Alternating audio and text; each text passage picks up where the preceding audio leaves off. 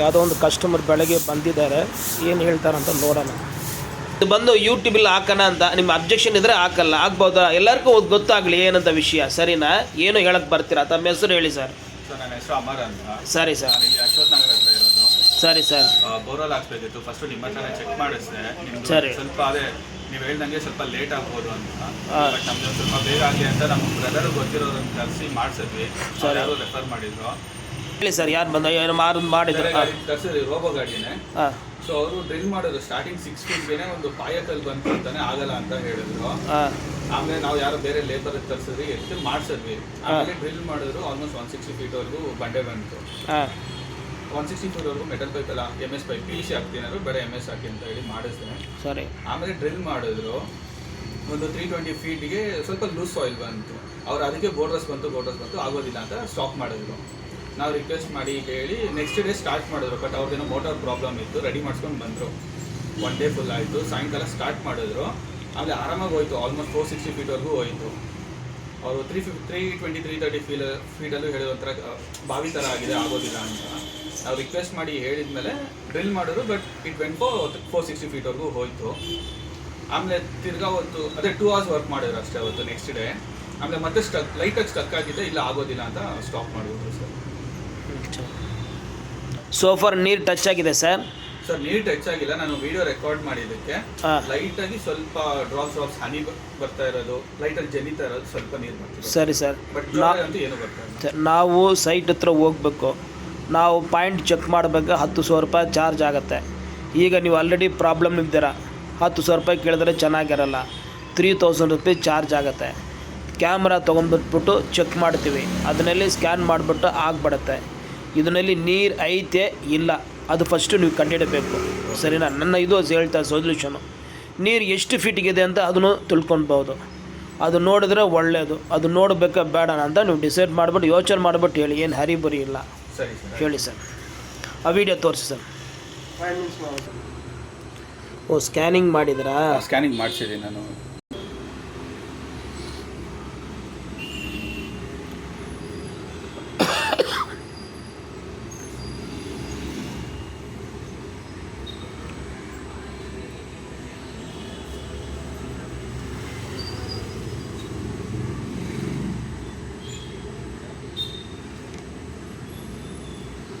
ಇದೇನು ಮನೆಯ ಕಮರ್ಷಿಯಲ್ಲ sir? Sir ಮನೆಗೆ ಸರ್. ಮನೆಗೆ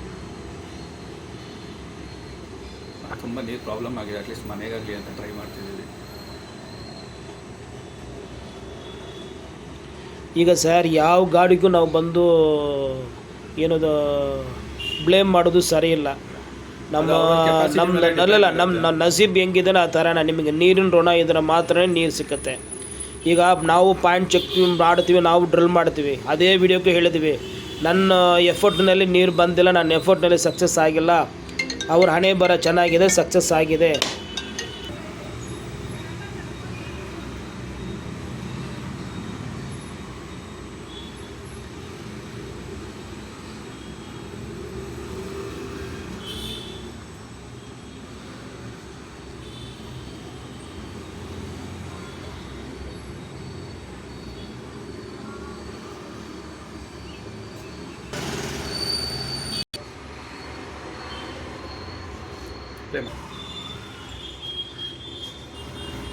ಸೊ ಒಳಗಡೆ ಈ ಥರ ಇದೆ.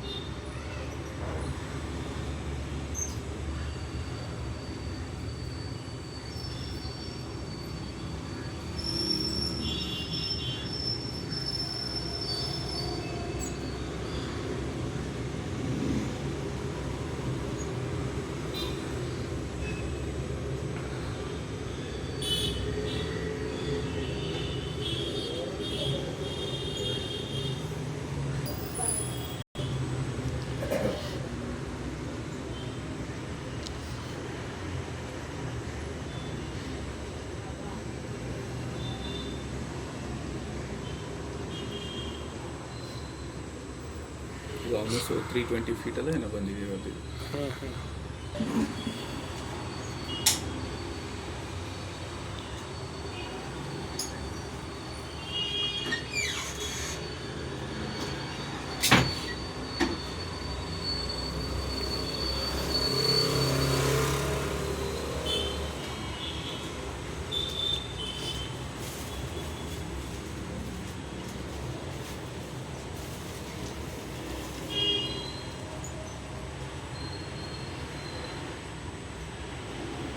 ಇವು ಬಂದು ಏನೋ ಅವ್ರ ಪ್ರಾಬ್ಲಮ್ ಹೇಳಿದ್ದಾರೆ. ಇಲ್ಲಿ ನಮ್ಮ ಆಫೀಸ್ ಹತ್ರ ಸ್ಟ್ರೈಟಾಗಿ ಡೈಟವೇ ಬಂದರೆ 500 ರೂಪಾಯಿ ಚಾರ್ಜ್ ಆಗುತ್ತೆ ನಮ್ಮ ಕನ್ಸಲ್ಟಿಂಗ್ ಚಾರ್ಜಸ್ಸು. ಬಟ್ ಏನಿದ್ರು ಸರಿ, ನನಗೆ ಬಂದು 27 ಇಯರ್ಸ್ ಎಕ್ಸ್ಪೀರಿಯನ್ಸು. ಇದು ಬಂದು ಈ ಥರ ಪ್ರಾಬ್ಲಮ್ ಬಂದರೆ ಎಲ್ಲರೂ ಕ್ಯಾಮ್ರಾ ಮಾಡ್ತಾರೆ. ನನ್ನ ಹತ್ರ ಕ್ಯಾಮ್ರಾ ಅವ್ರು ಇದ್ದಾರೆ, ನಮ್ಮ ಹತ್ರ ರೆಗ್ಯುಲರಾಗಿ ಮಾಡೋರು ಇರ್ತಾರೆ.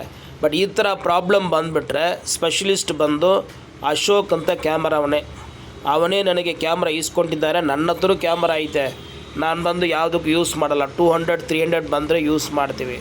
ರೆಗ್ಯುಲರ್ ಕ್ಯಾಮ್ರಾ ಅವರು ಇದ್ದಾರೆ, ಅವ್ರು ಬಂದರೆ ಅವರು ಒಂದು ಐಡಿಯಾ ಹೇಳ್ತಾರೆ. ಎಲ್ಲ ಕಮರ್ಷಿಯಲ್ಗಳಿಗೂ ಅವರೇ ಐಡಿಯಾ ಹೇಳಿದ್ದಾರೆ, ಪಕ್ಕಾ ರಿಸಲ್ಟ್ ಹೇಳ್ತಾನೆ. ಸರಿನಾ? ಅವನ ಕರ್ಕೊಂಡು ಬಂದು, ಅವನು ಅಷ್ಟು ಈಸಿಯಾಗಿ ಸಿಕ್ಕಲ್ಲ, ಅವನ ಕರ್ಕೊಂಡು ಬಂದು ಅವನು ಒಂದು ಸಲ ವೀಡಿಯೋ ಮಾಡಿಬಿಟ್ರೆ ಎಲ್ಲ ಡೀಟೇಲ್ಸ್ ಹೇಳ್ಬಿಡ್ತಾರೆ. ಇಲ್ಲಿಂದ ಸೈಟ್ ವಿಸಿಟ್ ಹೋಗ್ಬೇಕಂದ್ರೆ ನಂದು 2000 ರೂಪೀಸ್ ಚಾರ್ಜಸ್ ಆಗುತ್ತೆ. ನಾವು ಒಳ್ಳೆ ನೆಕ್ಸ್ಟ್ ವೀಡಿಯೋನಲ್ಲಿ ಮೀಟ್ ಮಾಡೋಣ.